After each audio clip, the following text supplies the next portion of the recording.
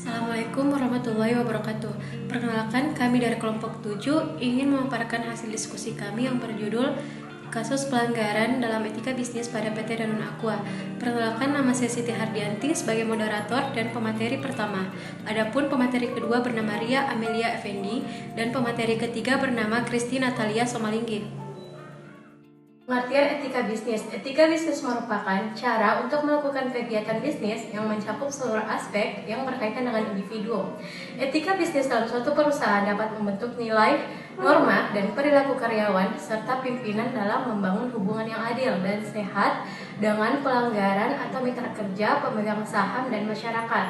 Etika bisnis juga dapat menjadi standar dan pedoman bagi seluruh karyawan termasuk manajemen dan menjadikannya sebagai pedoman untuk melaksanakan pekerjaannya sehari-hari dengan dilandasi moral yang luhur, jujur, dan transparan dan sikap yang profesional.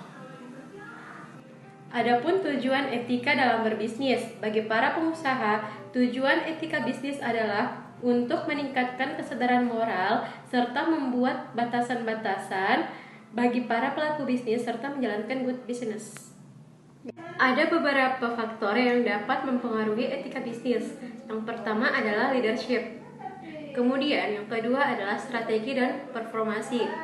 Kemudian yang ketiga adalah karakter individu dan yang terakhir adalah budaya perusahaan. Selanjutnya yaitu contoh kasus pelanggaran etika bisnis pada PT Danone Aqua Tbk. Aqua merupakan pelopor bisnis air minum dalam kemasan dan saat ini menjadi produsen terbesar di Indonesia.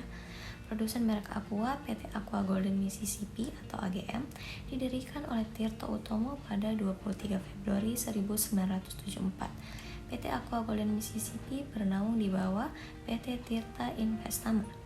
Di Indonesia, Danone berhasil membeli saham Aqua pada tanggal 4 September 1998. Aqua secara resmi mengumumkan penyatuan kedua perusahaan tersebut. Tahun 2000, Aqua meluncurkan produk berlabel Aqua Danone dan tahun 2001 Danone meningkatkan kepemilikan saham di PT Tirta Investama dari semula 40% menjadi 74% sehingga Danone kemudian menjadi pemegang saham mayoritas Aqua Danone. Berikut adalah tabel hasil produksi Aqua Danone dari tahun 2001 sampai tahun 2008. Dari seluruh pabrik air minum dalam kemasan yang dimiliki, diperoleh informasi bahwa produksi Aqua Danone terus meningkat dari tahun ke tahun. Namun, meskipun produksi air kemasan terus meningkat, laba kotornya malah mengalami penurunan atau stagnan. Sejak tahun 2001 hingga tahun 2008, air minum dalam kemasan yang diproduksi telah meningkat dari 2,3 miliar liter menjadi 5,71 miliar liter atau peningkatan sekitar 250%. Namun laba kotor perusahaan justru lebih rendah, yaitu turun dari 99,01 miliar pada tahun 2001 menjadi 95,63 miliar pada tahun 2008. Penurunan ini tampaknya tidak wajar dan pantas untuk diusut lebih lanjut. Di samping memanipulasi informasi tentang produksi air dan laba kotor, Aqua Danone juga melakukan berbagai hal yang melanggar, termasuk dalam asal-usul pemilikan saham.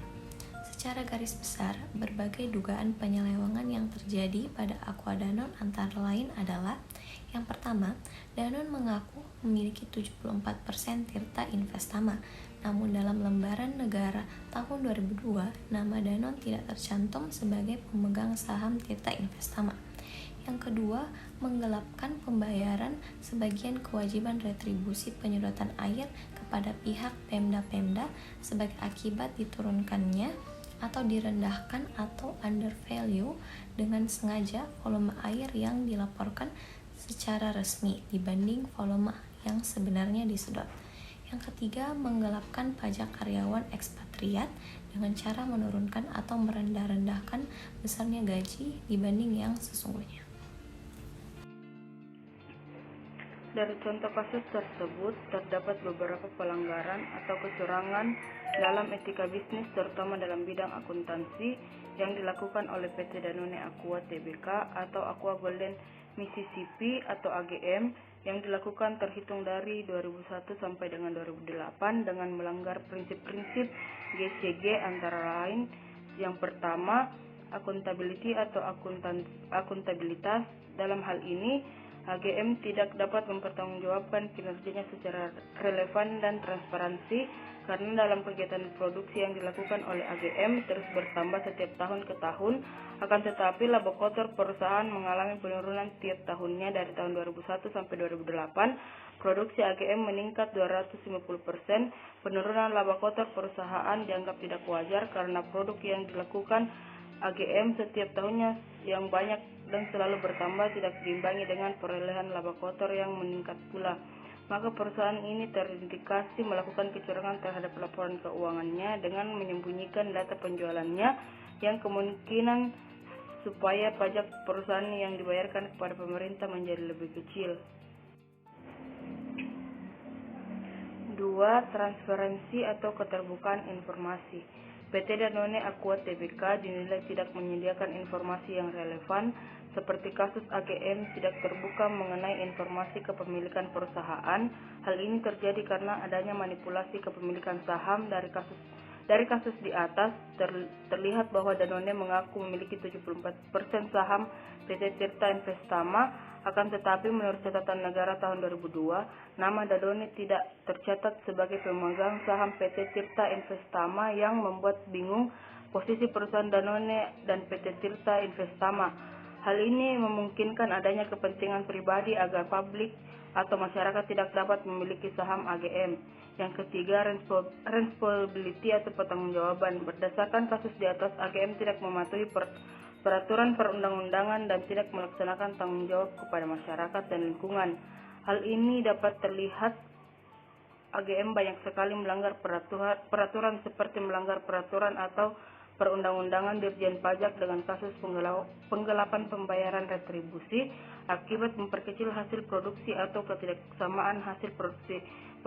Selain itu, AGM melakukan pelanggaran kembali yaitu tidak mematuhi peraturan Dirjen Pajak dengan kasus penggelapan pajak karyawan atau PPh pasal 21 final akibat dari manipulasi pembayaran gaji karyawan yang tidak sesuai antara yang dilaporkan dengan kenyataan atau real gaji yang diterima karyawan ekspektariat dengan cara menurunkan atau merendah-rendahkan besarnya gaji dibanding yang sesungguhnya. Demikian pemaparan materi dari kelompok kami. Mohon maaf bila ada kekurangan dan terima kasih atas perhatiannya. Wassalamualaikum warahmatullahi wabarakatuh.